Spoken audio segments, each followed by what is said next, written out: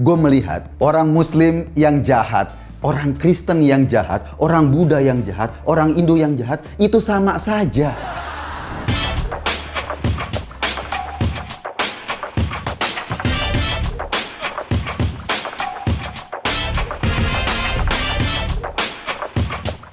Ini acara gua ngomong sendiri di Masuk Pak Eko. Acara ini sebetulnya simpel. Kita pingin membahas berita-berita yang lagi dibicarakan di masyarakat. Tentu saja dengan sudut pandang yang bukan cuma membahas berita, tetapi ada background, ada kacamata gua yang mungkin teman-teman atau orang yang nonton nggak ngeliat.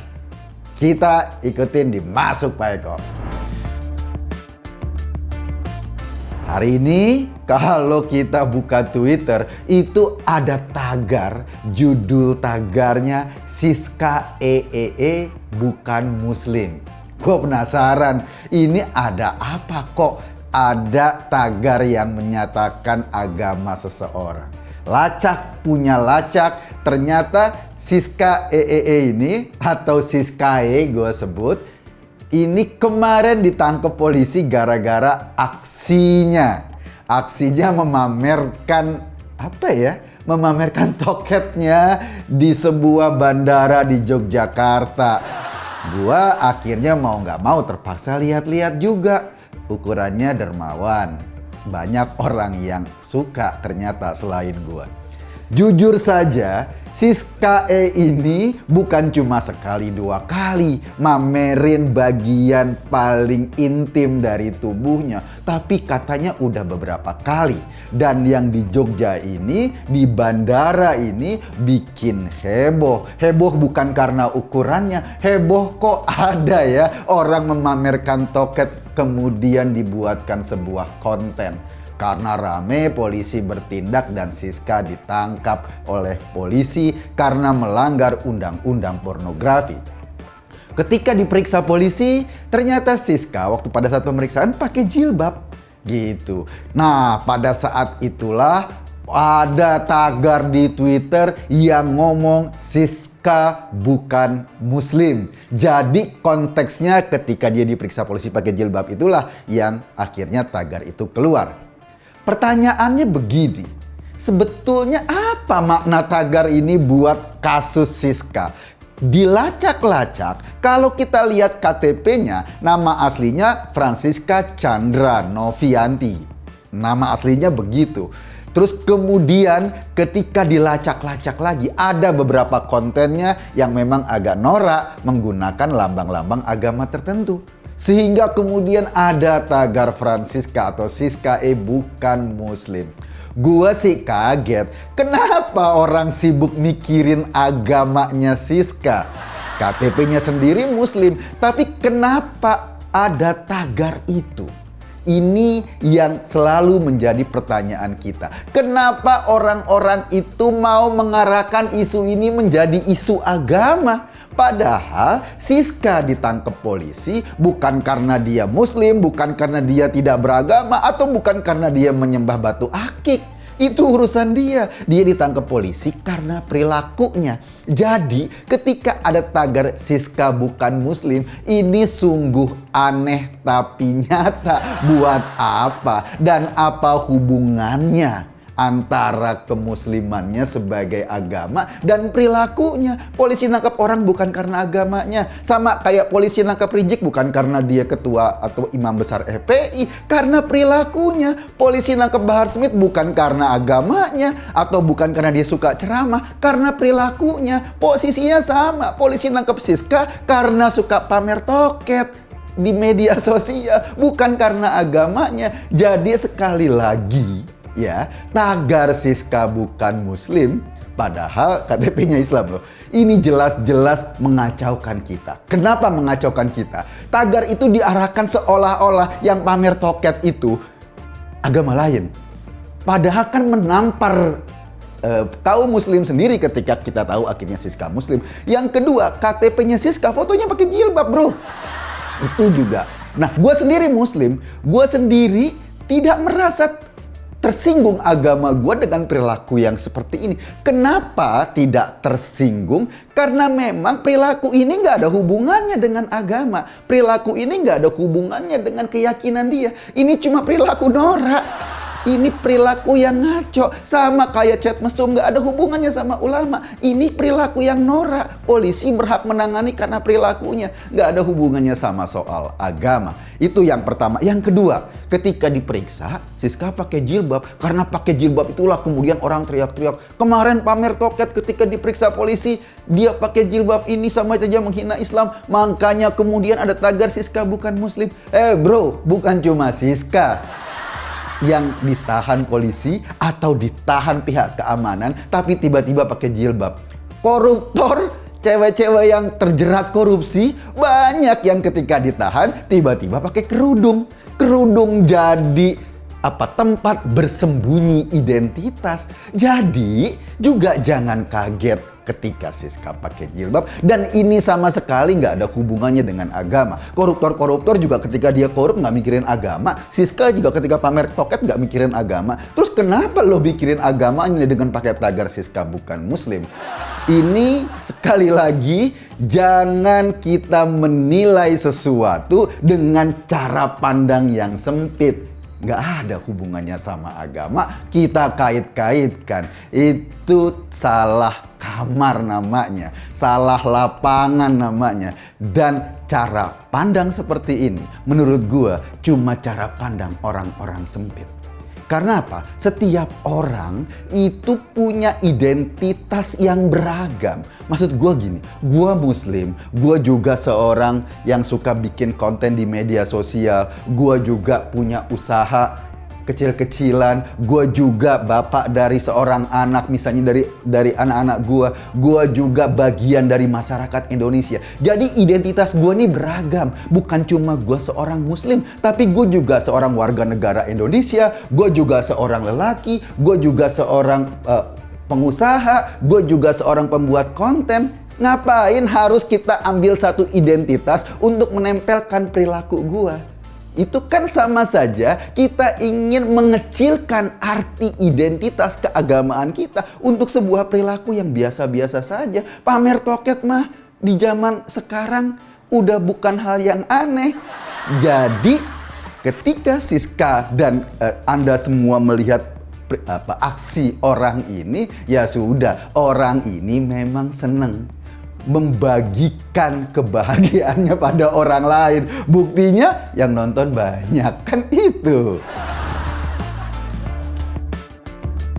Nah, sekarang gue pengen bahas berita kedua juga nih soal agama nih. Repot emang. Indonesia ini kayaknya negeri yang gemah ripah loh jinawi, tetapi sangat perhatian atau sangat konsen pada soal-soal agama. Jadi kisahnya ada sebuah perusahaan, nama perusahaannya CV Bangun Buana Lestari. Perusahaan ini adalah mitranya JNE di Kalimantan Timur atau di Kalimantan Tengah, maksud gua, di Barito Timur, Kalimantan Tengah. Dia mau ngerekrut karyawan. Ketika dia bikin pengumuman, salah satu syaratnya untuk merekrut karyawan adalah diutamakan yang agamanya Islam. Gua nggak ngerti deh bagaimana cara berpikir manajemen CV Bangun Buana Lestari ini. Pertama, ini kan jelas-jelas ketika pengumuman ini disebar, itu jelas-jelas mendiskreditkan perusahaan partnernya, JNE. Seolah-olah JNE ingin merekrut orang dengan berdasarkan kualifikasi agamanya. Kan bukan nyari guru agama, yang dicari cuma kurir naik motor. Terus apa hubungannya dengan agamanya? Itu yang pertama. Yang kedua, ini menimbulkan keresahan juga atau persepsi. Loh, kan JNE kan kliennya, customernya kan dari beragam agama. Kalau cara perekrutan karyawannya marah memperhatikan atau menekankan satu agama, ini membuat ketersinggungan yang lain dan bahaya loh buat bisnis JNE. Untung saja sebagai sebuah perusahaan yang cukup besar, JNE buru-buru ngambil tindakan. Ini CV Bangun Buana Lestari yang jadi mitranya sudah buru-buru diputus, dan kemudian JNE menerangkan kepada publik bahwa itu melanggar melanggar dasar-dasar filosofi perekrutan karyawan JNE. Harusnya nggak ada perbedaan gender, nggak ada perbedaan agama. Semua direkrut berdasarkan kualifikasinya. Tetapi soal ini yang ada bukan cuma soal perekrutan seperti ini yang sangat terbuka. Kita juga ngalamin loh. Orang mau kontrak rumah ditanyain agamanya. Di Depok banyak. Orang mau kos ditanyain agamanya. Ini fenomena yang terjadi di Indonesia dan kasus CV Bangun Buana Lestari yang menjadi mitra JNE adalah kasus gunung es. Kita sibuk menanyakan identitas orang di sekitar kita cuma dengan satu identitas.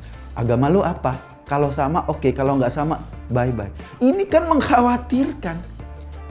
Kita jujur deh, lo punya teman ya. Kalau lo berteman sama orang, lo mikirin agamanya atau karena dia baik sama lo?